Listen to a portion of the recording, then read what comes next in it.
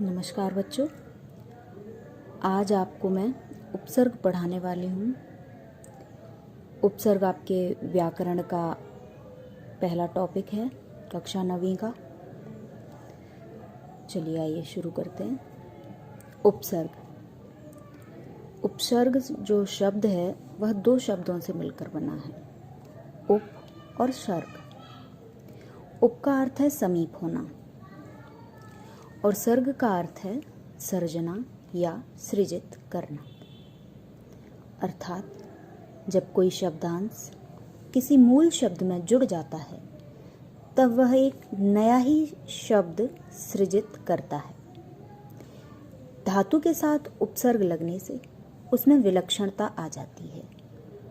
विलक्षणता जैसे सुगम, गम यानी जाना, जिसमें सु उपसर्ग लगने से हो गया आसानी से पहुंच जाना या सरलता पूर्वक पहुंच जाना।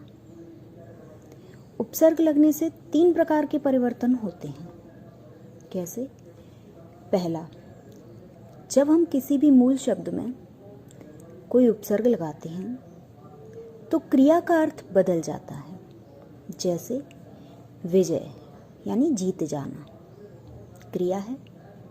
जब इसमें हमने यहाँ जय यानी जीतना जिसमें वे उपसर्ग लगा था, उसी प्रकार जय यानी जीत जाना और उसमें परा उपसर्ग लगा है, तब हम देखते हैं जो मूल शब्द में परा उपसर्ग लगाया तो नया शब्द जो सामने आया वो हो गया पराजय। विजय यानी जीतना और पराजय यानी हारना।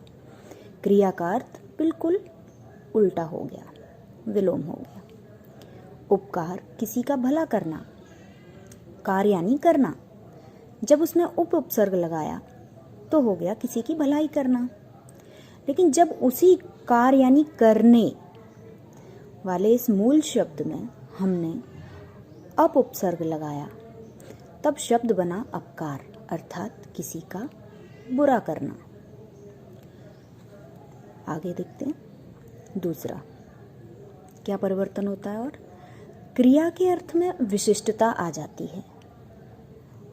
किसी भी क्रिया का गमन यानी जाना, लेकिन जब इसी गमन में हमने अनु उपसर्ग लगा दिया तो वो हो गया अनुगमन, यानी अर्थ में एक और नई विशिष्टता आ गई। अर्थ की और अधिक हमने सुंदरता बढ़ा दी।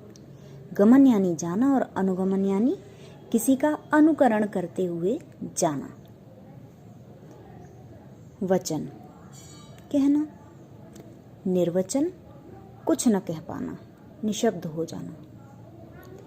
तीसरा, क्रिया के ही अर्थ का अनुवर्तन हो जाता है। जैसे उच्च यानी ऊंचा और प्रोच्च यानी उससे और अधिक ऊंचा। हमने देखा अर्थ वही रहा, लेकिन उसमें भी हमने उसको अनुवर्त कर दिया। आइए, जब हमने ये मूल बातें सीख ली तब हम देखते हैं अब उपसर्ग की परिभाषा क्या है।